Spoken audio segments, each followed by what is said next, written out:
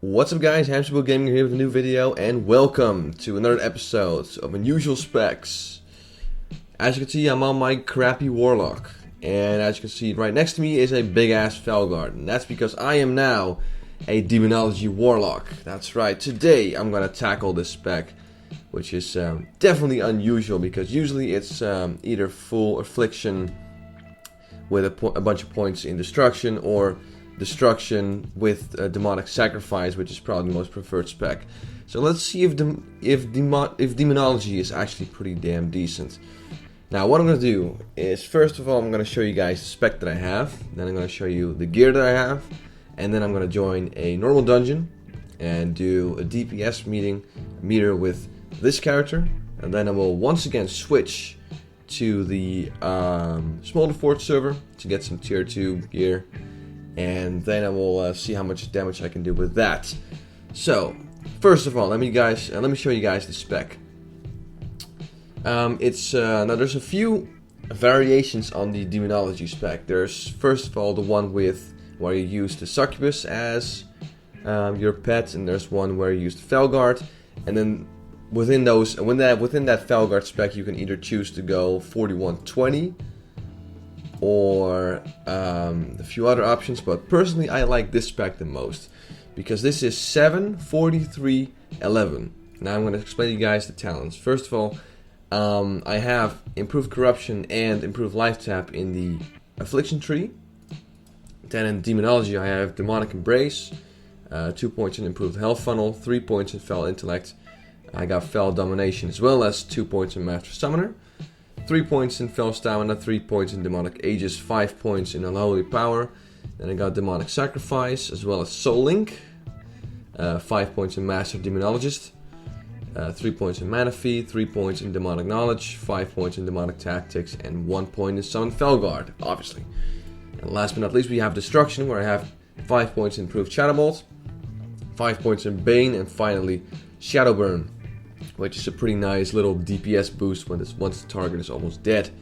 So that is the spec. Now my gear obviously isn't too impressive, but still I have a very respectable 741 spell damage, and that's mainly because of the demonic knowledge, and that increases my spell damage by an amount equal to 12% of the total of your active demon stamina plus intellect.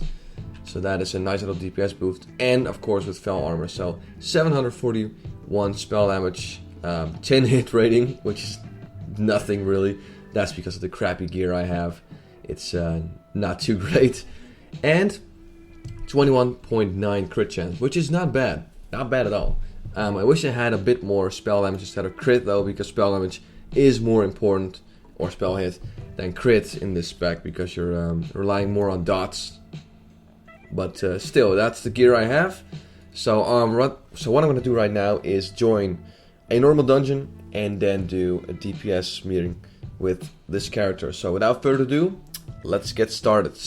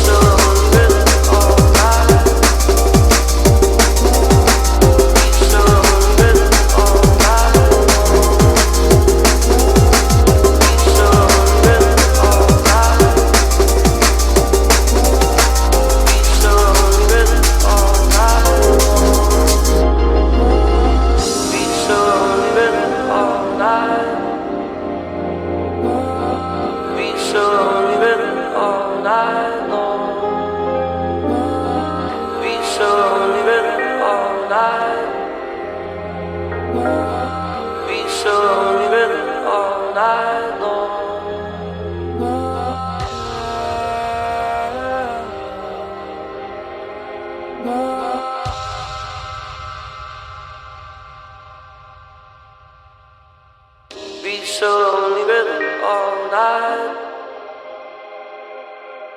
Be so lonely rhythm all night long.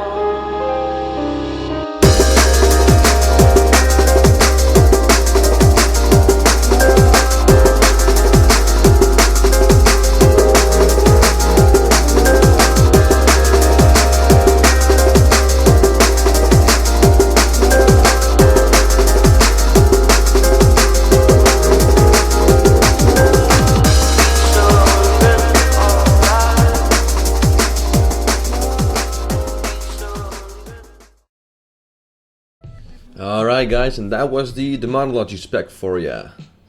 Now, it's time to once again talk about the pros and cons of this unusual spec, and as always we'll start with the pros first.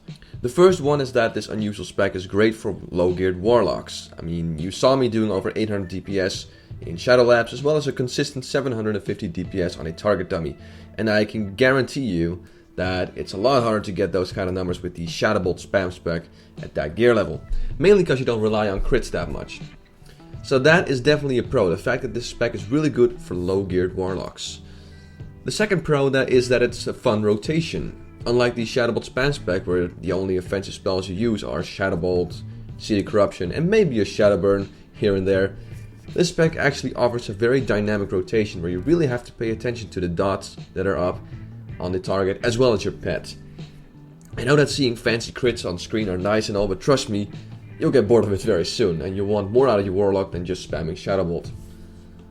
The third pro is the fact that this spec also works really well for grinding and questing.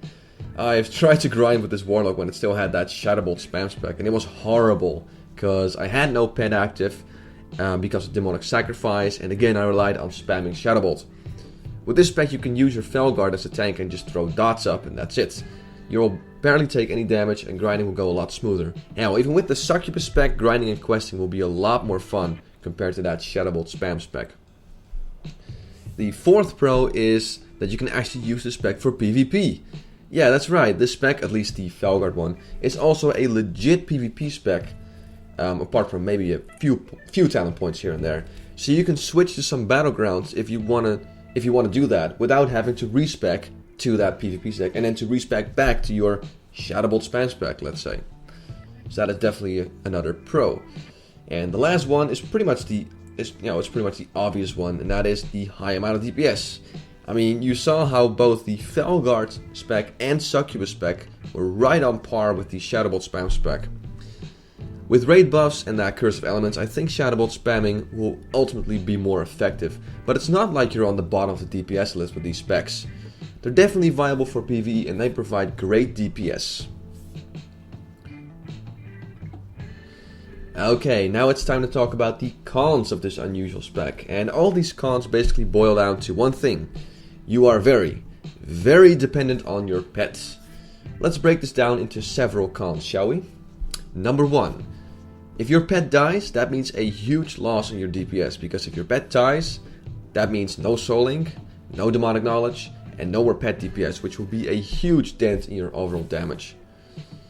Number 2. While the Succubus spec might provide you with really high DPS, you also have to deal with a very flimsy pet that dies very, very quickly. One cleave from some bosses is enough to one-shot your pet, which will mean a big dent in your DPS, and as I explained a moment ago. Well, how do you keep your pet alive, that is? Well, you gotta learn how to micromanage your pet, and that is con number 3. Lots of pet micromanagement. If you want to keep your pet alive, you'll have to learn when to pull him away and when you can let your pet attack again, and that requires extra time and effort. And while your pet is away, because a boss does a cleave or something that does massive AoE damage, your pet is not doing DPS. So there is a small DPS drop there because you have to pull your pet away. So that is what I mean with being very pet dependent. And those are basically the 3 cons to this spec. So, all in all, do I like this unusual spec? Yes. Is it worth using in PvP? Hell yes. It does have its downsides and it will require more time and effort for you to master the spec in terms of rotation and pet micromanagement. But if you master those 2 things, you'll be able to show those Shadowbolt spamming warlocks who's boss. Alright guys, that concludes episode 4 of Unusual Specs. You can expect to see episode 5 somewhere in the near future. I still have some unusual specs I want to give a shot. And if you have a recommendation for an unusual spec, then put that in the comment section below this video. And who knows, I might check that out as well. Okay guys, as always I want to thank you for watching this video. I'm Hamsterwheel Gaming and have a good one.